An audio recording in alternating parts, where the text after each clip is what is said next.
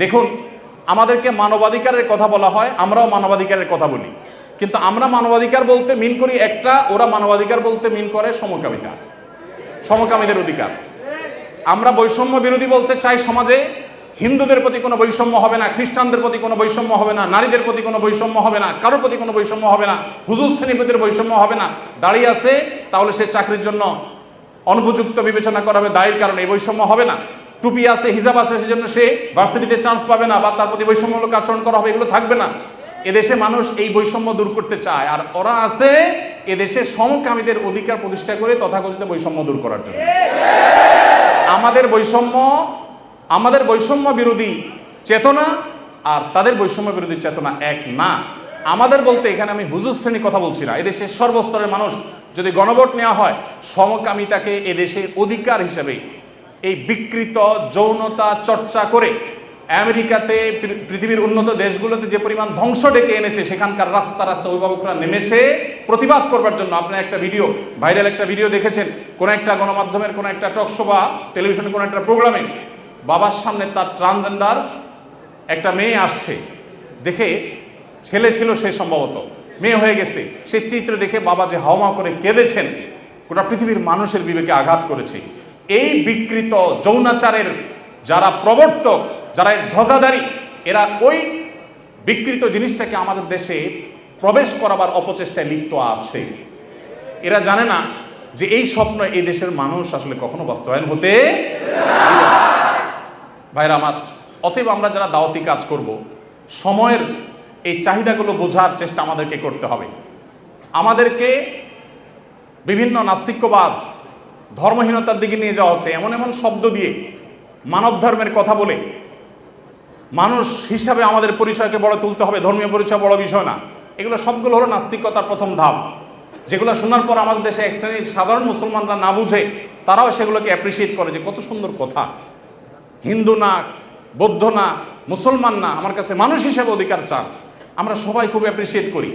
দিন শেষে এটা যে নাস্তিক্যবাদের প্রতি আহ্বান, এটা যে তথাকথিত মানব ধর্মের সেই বস্তাপচা সস্তা আহ্বান, এটা আমরা অনেকে বুঝতে পারছি না। এই জন্য ভাইরা, যারা দাওয়াতি ফিল্ডে কাজ করবেন, আল্লাহর পথে মানুষকে আহ্বান করবেন, বিচক্ষণতার সাথে এবং দূরদৃষ্টির সাথে এই কাজটা সম্পাদন করতে হবে। এই জন্যই তো প্রশিক্ষণের প্রয়োজন, এই জন্যই শেখার প্রয়োজন, এই জন্যই বোঝার প্রয়োজন। আল্লাহ তাআলা আমাদের সবাইকে সেই যোগ্যতা দান করুন।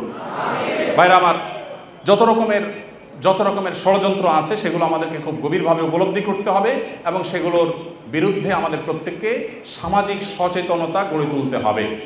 এদেশে মানুষ এতটাই ধর্মপ্রাণ যে দ্বীনের কারণে ওলামায়ে কেরামের প্রতি রাষ্ট্রযন্ত্রের কোনো ক্ষেত্রে বৈষম্য কিংবা কোনো ক্ষেত্রে এক শ্রেণীর মিডিয়ার বৈষম্য থাকলেও এদেশের সাধারণ মানুষের অন্তরের গহীনে ওলামায়ে কেরাম অবস্থান করেন।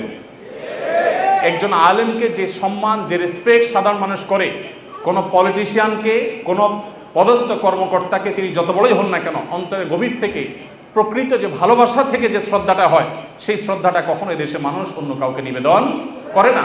ওলামায়ে কেরামের প্রতি যে ভালোবাসা তাদের আছে, আমি আশা করব দায়িত্বশীলরা সেই বিষয়গুলো মাথায় রাখবেন। এখানে বিদেশিদের কোনো এজেন্ডা তারা পুশ করার অপচেষ্টায় যারা লিপ্ত যেন না হন, সেটা বিনীতভাবে তাদেরকে অনুরোধ করতে চাই। এগুলো যদি করা হয়, এদেশে কোনো মানুষ সেটাকে সহ্য করবে না ইনশাআল্লাহ তাআলা। তাদের যদি সৎসাহস থাকে, সমকামিতাকে বৈধতা দেওয়ার জন্য আইন করার ব্যাপারে গণভোট করুক। আমার তো মনে হয় না যে 1% ভোটও তাদের পক্ষে পড়ার জন্য সম্ভাবনা আছে। ভাইরা আমার, অতএব এই যে যারা আমাদেরকে মত প্রকাশের স্বাধীনতার কথা বলে এবং সবক শিখায়, তারাই যদি আমাদেরকে এমন জিনিস চাপায় দেয় যেটা এদেশের কোনো মানুষ বিশ্বাস করে না, তাহলে এর চাইতে বড় বাক স্বাধীনতা হরণ আর কি হতে পারে। বিধায় আমরা আশা করব যে যারা দাওয়াতি কাজ করেন তারা এই টোনগুলো বোঝার চেষ্টা করবেন যে আপনাকে বৈষম্য বলতে কি বোঝাচ্ছে, মানবাধিকার বলতে আপনাকে দিয়ে বলাচ্ছে কি, আর তার মতলবটা কি, এটা বোঝার চেষ্টা আমাদেরকে করতে হবে। এরপর যে পয়েন্টটা বলবো তা হলো দাওয়াতি কাজ যারা আমরা করবো ইনশাআল্লাহ, দাওয়াতি ফিল্ডে যারাই কাজ করবো ইনশাআল্লাহ, তারা সবসময় একটা জিনিস মাথায় রাখবো যে পুরুষদের পাশাপাশি আমাদের অনেক মেয়েদের মধ্যে দায়ী তৈরি করতে হবে। আমাদের দেশে নারীদের মধ্যে দাওয়াতি কাজ করবার মতো সেরকম মহিলা দায়ী, উপযুক্ত দায়ী নাই। আয়েশা রাদিয়াল্লাহু তাআলা আনহার কাছে অন্যান্য মেয়েরা দিন শিখবার জন্য আসতেন। অনেক আলেম আছেন, তার স্ত্রীকে পর্যন্ত তিনি এতটুকু যোগ্যতা গড়ে তোলেন নাই, এতটা যোগ্যতা সৃষ্টি করে দেন নাই যে তিনি আশপাশের মহিলাদেরকে, তার বিল্ডিংয়ে থাকা মহিলাদেরকে অ্যাটলিস্ট দাওয়াতি কাজ করবেন, আল্লাহর পথে আহ্বান করবেন।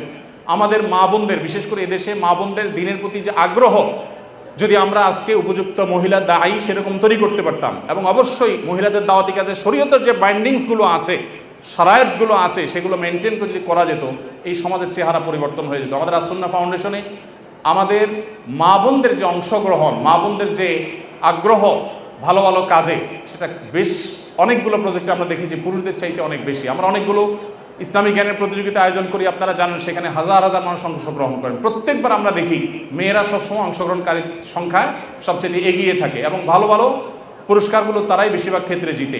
অতএব আমাদের মা বোনদের জন্য দায়ী গড়ে তোলার কাজ আমাদেরকে করতে হবে। আমাদের স্ত্রী, আমাদের বোন, আমাদের মা, তাদেরকে দিনের বেসিক বিষয়গুলো শেখাতে হবে, এবং ওলামা ইকরামদের তত্ত্বাবধানে তাদেরকে দায়ী হিসাবে গড়ে তুলতে হবে। আবার দাওয়াতি কাজের জন্য শরিয়ার বাইন্ডিং, শরিয়ার নীতিমালাকে লঙ্ঘন করে এক জেলা থেকে আরেক জায়গায় মাহরাম ছাড়া বা যাচ্ছে তা খুশি করে সংসার স্বামী সব ত্যাগ করে করবেন, সেই দাওয়াতের কথা আমি বলছি না, কিন্তু বেসিক দাওয়াতি কাজ আমাদের মা বোনদেরকে করতে হবে, এবং তাদেরকেও সেরকম ক্যাপাবল করে আমাদেরকে গড়ে তুলতে হবে। আল্লাহ তো আমাদের সবাইকে সেই তৌফিক দান করুন।